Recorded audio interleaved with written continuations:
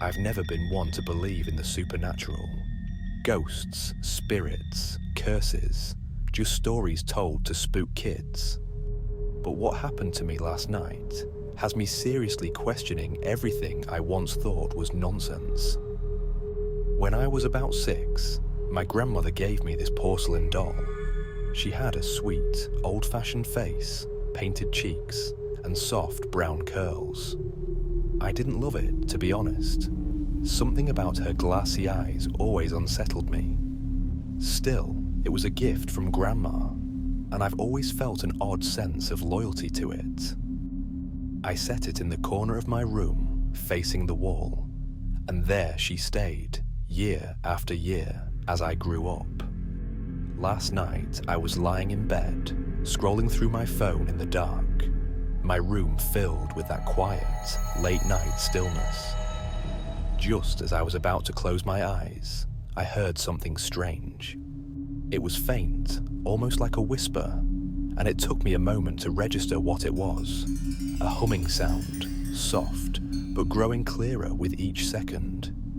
It wasn't coming from outside or from any device. No, it was in my room. I sat up slowly, my heart pounding, straining to pinpoint the source of the sound.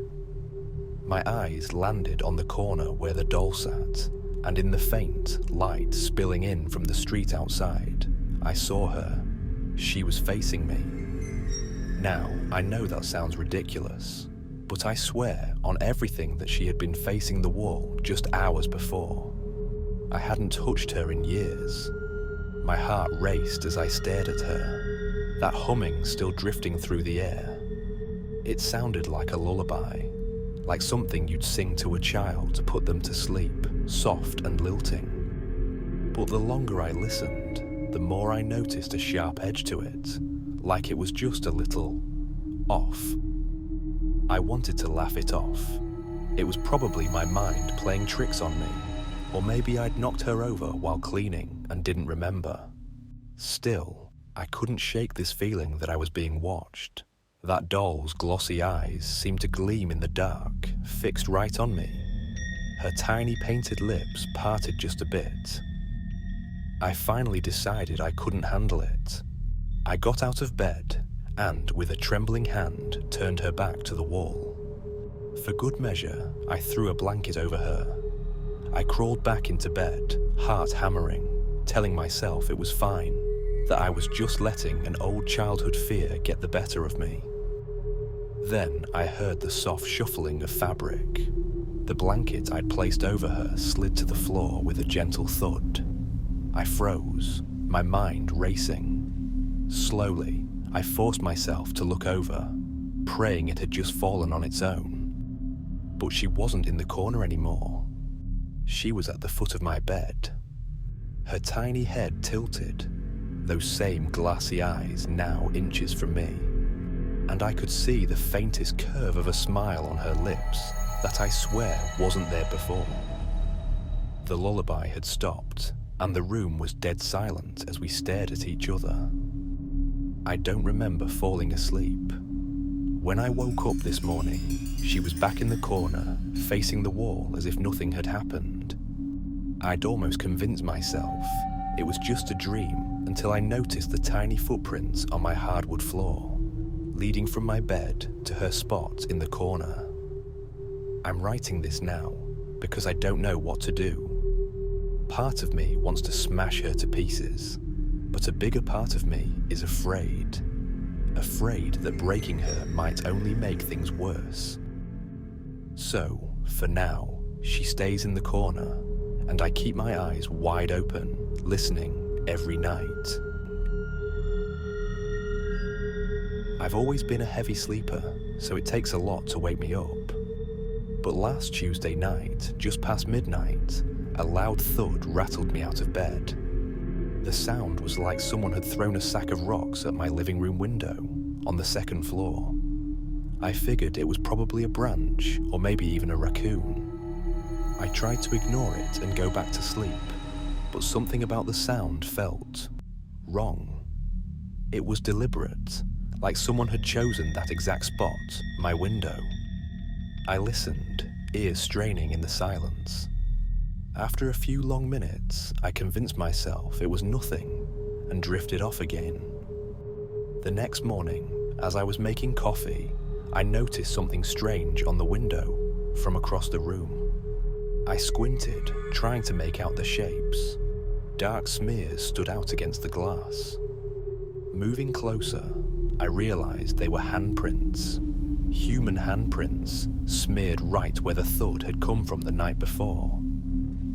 My first thought was that it had to be some kind of prank, kids messing around, or maybe even a drunken neighbor. But then I remembered that window is on the second floor.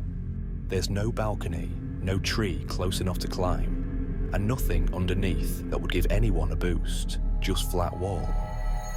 I couldn't shake the weird feeling creeping up my spine. Still, I tried to rationalize it. Maybe it was a bird or an animal after all. But deep down, I knew that was a stretch. Over the next few nights, I started waking up at odd hours, always with this feeling that something was watching me. I'd hear faint scratching or soft taps against the windows, but when I'd go check, there'd be nothing there. By the third night, I'd become paranoid enough to sleep with the curtains drawn and a flashlight by my bed. Then, last night, I woke up to the sound of breathing. It was so close that I could almost feel it, this slow, steady in and out. For a second, I froze, just listening. Heart pounding so hard, I thought it might wake up the entire street. I reached for my flashlight with shaking hands and shone it towards the sound, aiming it directly at the window.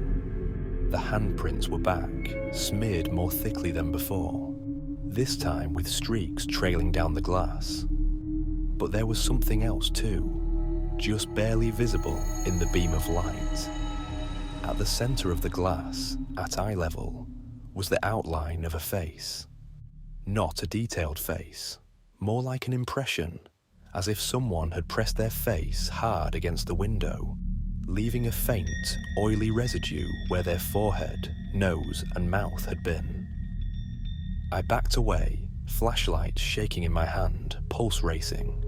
That face on the window. It couldn't have been real, right? I laid back down. I stayed there until dawn, flashlight clutched tight, and just watched the window. When morning came, the smears were gone, every inch of the glass spotless. But I swear, sometimes late at night, when the room is dark and still, I feel that presence just outside. And every time I look up, I half expect to see that shadowy face pressed against the glass, watching me. I was alone in the house since my mum had left to visit my aunt out of state for a few days. I was looking forward to having the place to myself and binging my favorite horror movies. It was just past midnight, and I was brushing my teeth, ready to crash, when I heard it, my mum's voice coming from upstairs. "Hey, can you come here for a sec?" Her voice was perfectly normal, like she was just upstairs, calling me like any other day. But she wasn't. She wasn't even in the same state.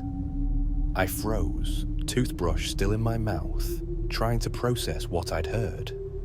My brain was buzzing, and all I could think was that maybe she'd come back early and somehow forgot to tell me.